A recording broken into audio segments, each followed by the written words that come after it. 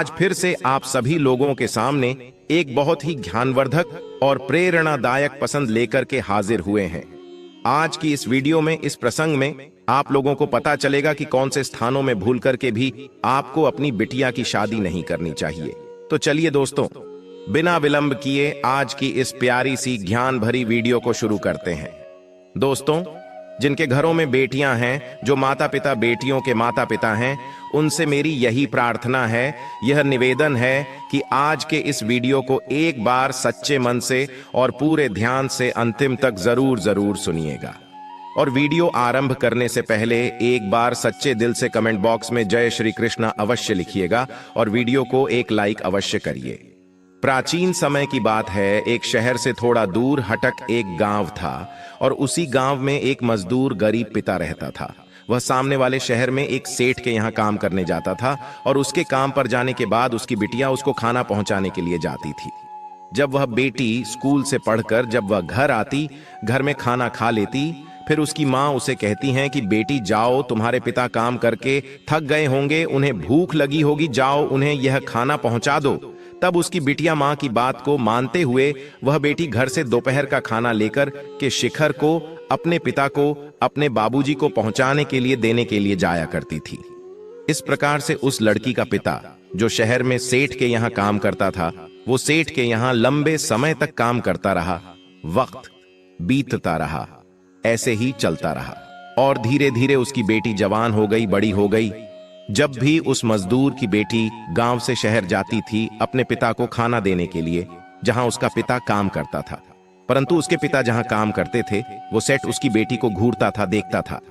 दोस्तों, और एक दिन ऐसा होता है कि उस सेठ को उस मजदूर की जो बेटियां होती हैं, उसका बात करने का तरीका और उसका विचार, उसकी सुंदरता, उसका स्वभाव, सब कुछ उसे पसंद आ जाता है। कहने का तात्पर्य कि जो मजदूर की बेटियां थीं, सेठ को बहुत ही ज्यादा पसंद आ जाती हैं और वह सेठ फिर उस लड़की के पिता से उसकी बेटी के बारे में बात करता है। सेठ कहता है कि तुम्हारी तो बिटिया बहुत ही सुंदर है, बहुत ही सुशील है, कितने अच्छे इसके विचार हैं और कितने ही अच्छे उसके संस्कार हैं। यह अपने पिता, अपनी माता की कितनी सेवा करती है, चरित्रवान भी है, मैं यह बहुत दिनों से देख रहा हूं। फिर वह नौकर यानी कि मजदूर कहता है, हाँ सेठ जी, आपने बिल्कुल सही फरमाया, मेरी बेटी संसार में लाखों में एक है। मेरी बिटिया बहुत ही सुशील है, बहुत सुंदर है, बहुत चरित्रवान है, बहुत समझदार है।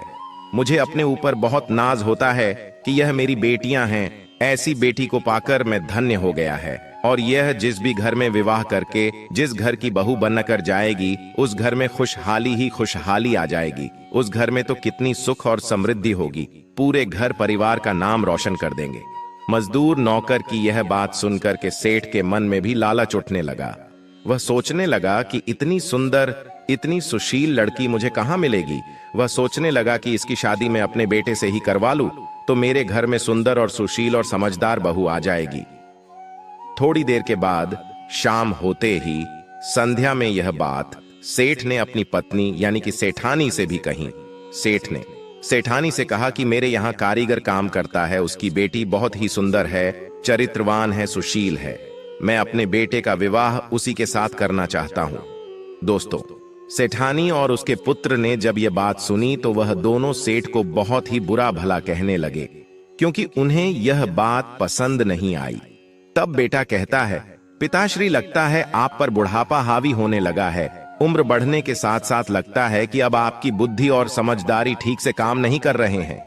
मुझे लगता है कि अब आप अच्छे और बुरे का फैसला नहीं कर सकते हो। रिश्ता कैसे जोड़ना चाहिए, कहां जोड़ना चाहिए, आपको कुछ नजर नहीं आ रहा है। कहां वह गरीब नौकर की बेटी और कहां आप मेरा विवाह उसके साथ करवाने का सोच रहे हो। तब बेटे की यह बात सुनकर सेठ बोला, चाहे कुछ भी हो, तुम्हें ऐसी सुशील लड़की कहां मिलेगी। इतनी चरित्रवान लड़की, इतनी गुणवान लड़की तो पूरे कुल खानदान और पूरे परिवार का नाम रोशन करेगी। घर में सुख और समृद्धि, शांति, इनकी कभी कमी नहीं होगी। ऐसी लड़कियां, ऐसी बेटियां तो घर को स्वर्ग बना देती हैं। और तुम्हारी शादी करूंगा तो उसी नौकर की बेटी से करूंगा। तब सेठ की यह बात सुनकर मां और बेटे दोनों ही बुदबुदाने लगे, आपस में बात करने लगे और सेठ को भला बुरा कहने लगे। लेकिन दोस्तों, सेठ ने भी किसी की नहीं सुनी और दोनों का विवाह के लिए वह एकदम से तैयार हो गया। सेठ ने विवाह तय कर दिया और विवाह की तारीख भी एकदम पास आ गई। तब उस गरीब पिता को चिंता सताने लगा। वह गरीब पिता सोचने लगा कि वह इतने बड़े सेठ है, मैं कैसे उनकी खुशामद कर पाऊंगा, मैं कैसे उन्हें संतुष्ट कर पाऊंगा। फिर सेठ जी ने उस गरीब किसान को, उस गरीब नौकर को चुपके से पैसे भेजा और कहा कि तुम बारातियों का इसी पैसे से उनकी खातिरदारी कर देना। कहते हैं ना कि बेटी वालों से धन संपत्ति लेकर के कोई भी अमीर नहीं बन सकता। अमीर और धनवान तो कोई सिर्फ अपनी मेहनत और अपनी कमाई से ही बन सकता है। प्रिय बंधु, प्रिय मित्रों, बड़े ही धूमधाम और गाजे बाजे के साथ बारात लेकर पहुंच जाता है और उस गरीब किसान ने भी उसे जितना हो सका, जितना बन सका का अपनी बेटी का विवाह उसने बहुत अच्छे से किया और अपनी बेटी को डोली में बिठाकर सजाकर विदा कर दिया। बेटी को डोली में विदा करते समय उसके गरीब पिता ने उसे कहा कि सुनो बेटी, चाहे कुछ भी हो जाए, मगर मेरी पगड़ी, मेरा माथा, मेरा सर कभी भी नीचा नहीं होना चाहिए और मेरी पगड़ी का हमेशा लाज रखना। वहां जाकर के भी तुम हमारा नाम रोशन करना और अपने परिवार का भी नाम रोशन करना।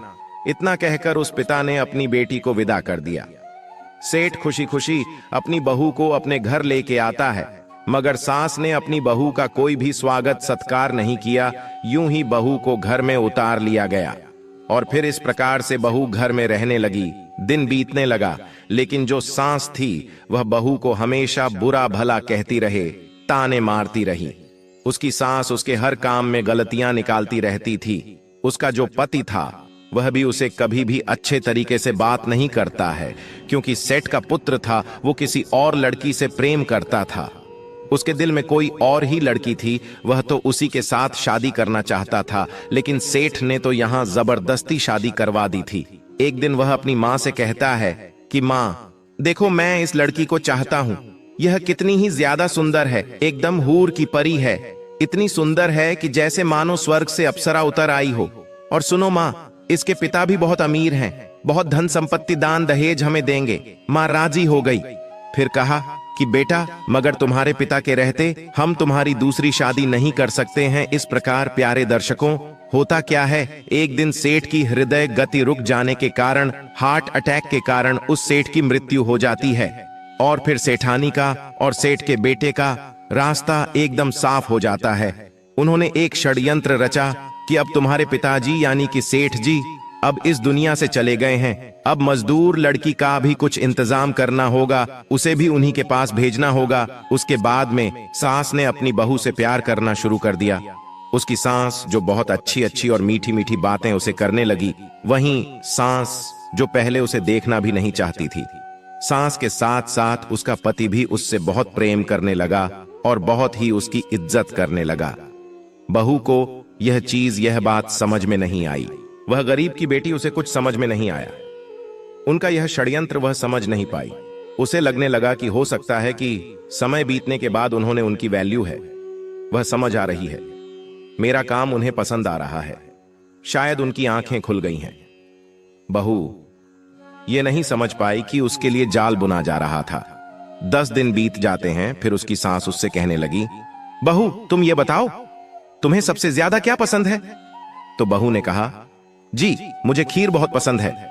सास ने कहा, अरे ये मैं बहुत अच्छा बनाती हूं।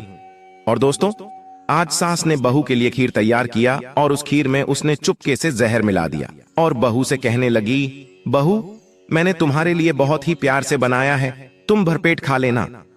बहू बेचारी, वो सीधे सादे भोली भाली उस लड़की ने, उस बहू ने खीर अपने सास के हाथ का बनाया हुआ बड़े ही चाव से खा लिया और जाकर के सो गई। प्यारे मित्रों, वह बहू व गरीब की बेटी अगले दिन सुबह उठी ही नहीं। उसके बाद उसके पिता को संदेश भेजा गया कि तुम्हारी बेटी ने जहर खा लिया है हमें फंसाने के लिए, तुम इसे आकर के ले जाओ यहां से। वह गरीब जानता था, वह लड़की का पिता जानता था कि मेरी बेटियां ऐसा काम करने का तो कभी सोच ही नहीं सकती थी। सेठ जी जो मेरी बेटी को अपनी बेटी बनाकर के लिए गए थे, वो तो अब इस दुनिया में रहे नहीं। हाँ, उनकी पत्नी और उसके बेटे को मेरी बिटिया पसंद नहीं थी। उन्होंने ही कुछ किया होगा, कोई साजिश, कोई षड्यंत्र किया होगा दोस्तों। और फिर वो किसान अपनी बेटी की शिकायत लिखकर कंप्लेन लेकर के थाने में जाता है। मगर प्रिय मित्रों, आपने सुना है ना कि जिसकी लाठी उसकी भैंस, जिसके पास पैसा होता है, जिसके पास पावर होती है, लोग उसी की सुनते हैं। और यहां भी वही होता है। थाने वालों ने कह दिया कि तुम्हारी बेटी ने स्वयं जहर खाया है, यहां इसकी रिपोर्ट नहीं की जाएगी, चलो अब जाओ यहां से। रोते बिलखते बेटी के पिता ने अपनी बेटी का अंतिम संस्कार कर दिया। और प्रिय मित्रों, कुछ दिनों के बाद सेठ के लड़के ने दान दहेज धन संपत्ति सब लेकर के फिर से नई शादी कर ली। प्रिय दर्शकों, कहते हैं ना, इस वीडियो में कुछ ऐसी बातें मैं आप लोगों को बताने जा रहा है कि हर माता पिता को यहाँ विशेष ध्यान देना चाहिए कि इन दो जगहों पर, इन दो स्थानों पर भूल करके भी अपनी बेटी का विवाह नहीं करना चाहिए। पिता कन्यादान करते समय सबसे पहले ध्यान से सुन ले, समझ लें कि बेटी अगर ससुराल जाए तो वहां उसका मान सम्मान रहे, उससे प्यार करने वाले लोग रहे, अपने दामाद में अपने होने वाले तमाम वो सारे गुण, वह सारे स्वभाव देखें जो आपकी बेटी के लिए जरूरी है। देखें कि वह आपकी बिटिया के लायक है भी या नहीं, क्या वह उसे चाहता है भी या नहीं। प्रिय मित्रों, अब बात कर लेते हैं कि बेटी का विवाह किन दो स्थानों पर नहीं करना चाहिए। नंबर 1, बेटी का विवाह बहुत नजदीकी, बहुत पास में अपनी बेटी का विवाह कभी भी नहीं करना चाहिए। इन रिश्तों में तुरंत कड़वाहट आ जाती है और एक दूसरे के प्रति जो सम्मान परिवारों के बीच का होता है वह घटने लगता है। आए दिन अनबन बनी रहती है। जो प्रेम होना चाहिए, जो प्यार सम्मान मिलना चाहिए, वह नहीं मिलता। क्योंकि अगर मायके में कुछ अच्छी चीज बनी है, माँ ने फोन कर दिया कि बेटी आज घर में बहुत स्वादिष्ट चीज बनी है, तो जल्दी से आ जा, और बेटी तुरंत आ जाती है। और याद रखना प्यारे मित्रों, बार बार मायके जाने से मान सम्मान आदर कम हो जाता है।